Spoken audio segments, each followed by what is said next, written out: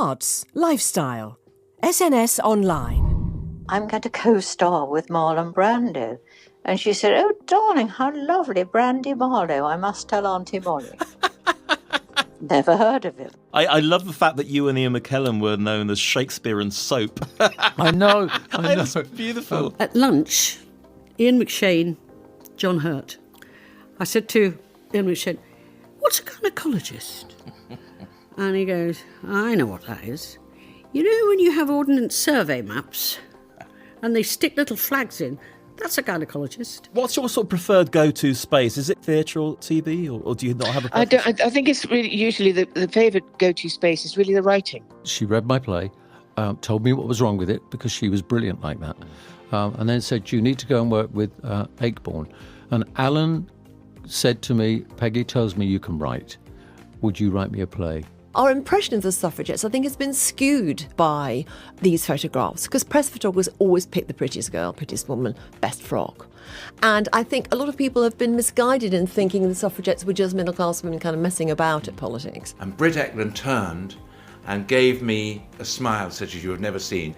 I got this wonderful, utter, total attention until she realised I was absolutely no use to her whatsoever, and it was all turned off as though the light was... Oh, no! It did make me laugh. I think all good actors are trying to shine a light on what it means to be human, you know, and to look at human behaviour and to look at contradiction. I also think sometimes you can get away with doing more with comedy than you can with drama.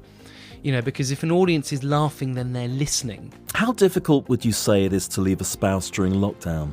It's incredibly difficult, even pre-lockdown. It takes on average 7 times before a woman finally leaves. But of course, during lockdown, it is even harder than ever for women to access support. The thing was, there was such an emphasis on medication in the hospital. You know, the doctors and the nurses, when I said that I felt suicidal, and they would react straight away and, you know, I'll take this medication and kind of go into this panic. Very little kind of talking about what was really going on. It was just like, you're ill, you're really ill, and you've got to take these medications, and we don't know what's going to happen to you, and that's it. Growing up, I was starved of any representation in books, and I would find my sort of characters I could identify with where I could find them. So, you know, I'd read Stephen King or I'd read whoever, and I would find other ways of relating to characters, but I didn't really know that there was such a thing as gay literature or gay books. So I had the children in 1978. They were slightly premature? Slightly. Sneeze and they were there. How much can you tell us about Mary Poppins, and can you succumb to tickling or bribery? Neither, because otherwise I'll just get a huge smack bottom from Disney. Are you enjoying now far more than you were enjoying the height of your success? No, because at the height of my success, I was on private jets and limousines, and I wouldn't be stuck in a pub with the likes of you. Well, that's charming, that is. Now, as your voice is your instrument, how do you care for it? How do you care for your voice on a daily basis? And do you restrict the amount of shows that you do for that very reason? I think as long as you have a good bass technique, you can kind of sing as much as you like or need to, as long as you're singing always on the breath, so there's a movement of the breath and the body is engaged in the singing. It just doesn't happen only from the throat. I guess in terms of voice or vocal care, then I wouldn't go to a loud concert or a night out and be shouting over the music and things like that in the week leading up to a concert. No, perhaps not. Or have 20 woodbines and cigarettes. And then the door opened and I went, blimey, you're Shelley Winters. And she said, and who are you? And I said, I'm Derry Fowlds. And she put her tongue right down my throat. I never saw her again the rest of the evening. We, the jury, find a defendant on the charge of receiving, and then there's almighty pause seemed like an hour. Not guilty. Yes! Oh, Jesus. I've gripped the brass rail. The judge's face was absolutely puce. I love it. He was as red as a beetroot. You beat the system. He was so angry, obviously. Now, you have to understand, never in the history of the BBC had there ever been such a thing as a pilot episode. We didn't do things like that. They did that in America, but not here. So to get the chance to do it again was unbelievable. Ah, so you're not dead? Oh, no, I didn't die. No. So you could come back? I could, I suppose, but I'm not sure if that's likely. But you never know. Okay. Well, watch your space, as they say. Keep tuning into Farm. I mean, Emmerdale. I'd known Kate Moss, other people as well. Many performers and well-known people have come up to me and said to me, oh my God, that film, it changed my life. There's a huge campaign at the moment about representation of older women in particular on screen, because we've got a long way to go with that. It seems to me that generally speaking, it's either a very sort of elegant Hampstead dwelling idea of ageing, or it's a working class care home with dementia. Dribbling. A lot of people don't realise that acting is our first nature. The moment we're born, often the first thing we do is play peekaboo, with our parents. After a while, we start to enjoy the feeling of abandonment because they're going to pop up again and say peekaboo. And then from there, we develop, things like now you see me, now you don't. And then we start doing hide and seek. And then we start involving other people. And then lo and behold, as kids, we're playing and we're suspending our disbelief and we're using our imagination. And it's our first nature because that's how we learn. We learn from observation. We learn that when someone scuffs their knee, I'll act like my mum does when I scuff my knee. So we start invoking characters. We become the mother, we become the bully, we become the father figure, we become lots of different things.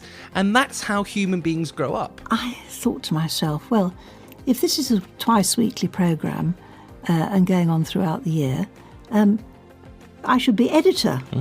So quite right, Sue. So I gave myself the job, as it were, and had it on the credits. And nobody queried it. It was extraordinary. The worst people to interview, if you're a presenter, is another presenter. Because you're then thinking, I know what they're thinking. And you're both playing a kind of strange game. And it's very difficult to play a game with somebody who's also playing a game. And you don't quite know what game they're playing, but you hope that it's sort of on the same court. I read an article recently in The Guardian, and it was about Blue Peter, and it was about me flying a hot air balloon in the Arctic Circle across a frozen lake in Finland. And I thought, I even read it and thought, wow, that sounds amazing. And then I was like, wait, no, I did that. That was my challenge. Do you think that you were the embodiment of, like, quote-unquote girl power way before it was seen as a thing? I mean, very ahead of the curve. Because you were so totally authentic. You were just getting on with it. It was way ahead of traditional women's lib in a way. I get asked this a lot. It's only since making my documentary and watching it with an audience that I realize I didn't know what I was doing. I can't pretend I did. I was simply being uncompromising to changing anything about myself, and I'm still the same now. Do you at all regret outing Rock Hudson towards the end of his life? I know a newspaper guy came to you and asked, simply based on the fact that he hadn't gone out of his way to hurt anybody in the LGBTQ community, would it be possibly better to try to persuade the man himself that he would feel so much better by coming out rather than making that decision for him? I did try to persuade him, and he wasn't sick early on when I first met him. And we talked about it, and his husband, his partner at the time, said, not until my mother's dead. Which I thought was such an odd thing to say, because if I was fucking Rock Hudson, I'd want my mother to know. In fact, I did tell my mother at one point. Did you? What'd she say? Was she impressed? No. There's a big thing these days, I'll just say to this, where people say, I'm just telling the truth. Yeah. No, darling, it's your truth. And what we're seeing now is we are asked to form opinions. And with opinions, I look at it this way. Is it true? Well, that's impossible these days, isn't it? Is it true? Well, who knows? Do I need to say it? Yeah. And is it kind? Are you religious at all? Not even slightly. Have been, but something happened to make me a little bit sceptical about all the various answers to the questions we pose about what life is about and how it started and when will the world end and what happens after death. And I couldn't find any answers to that.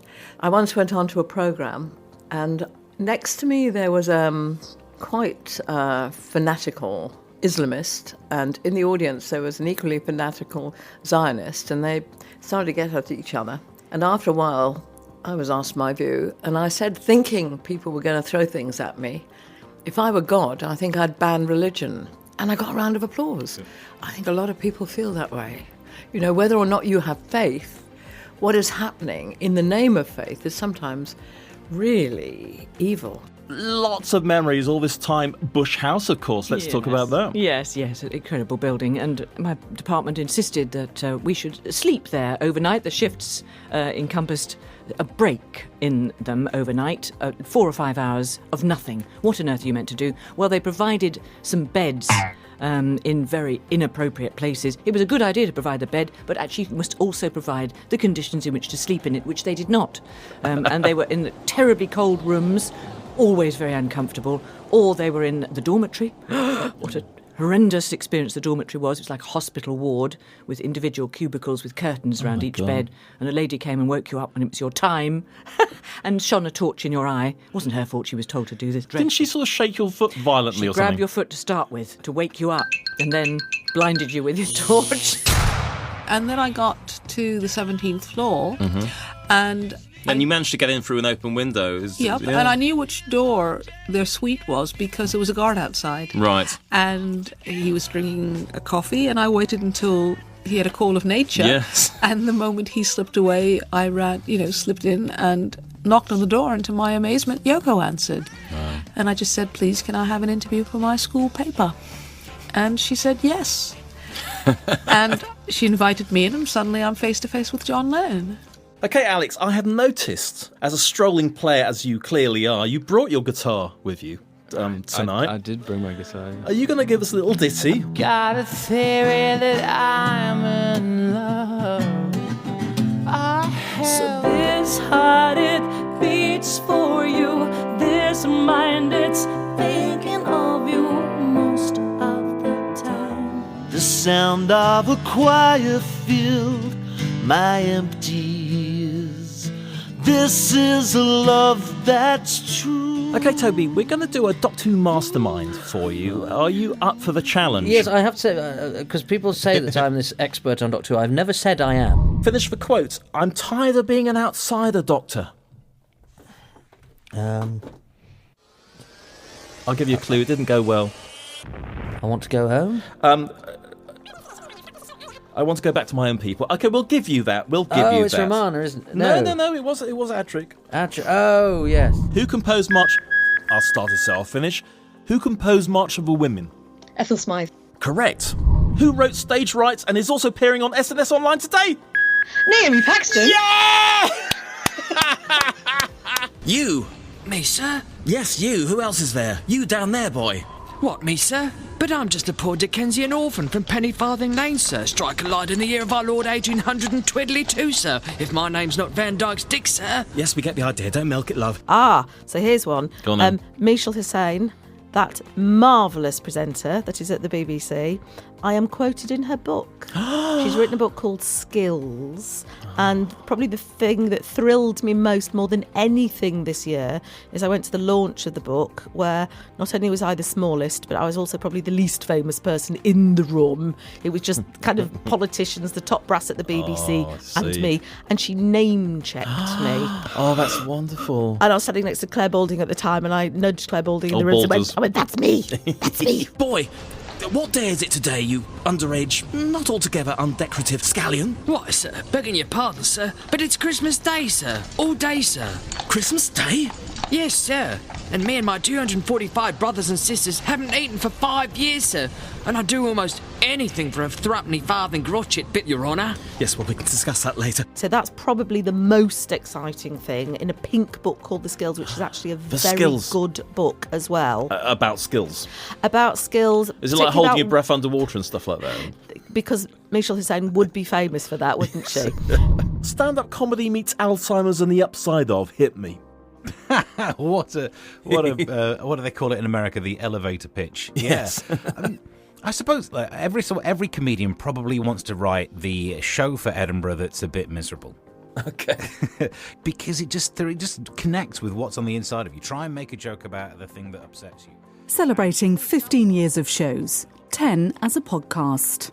You're listening to SNS Online, presented, as always, by Nick Randell. Okay, so we'll have a lovely introduction, blah, blah, blah, blah, blah. And then, react. And, okay. I dare you to keep that. Well, I'll leave it at the end or something like that. Okay. Right.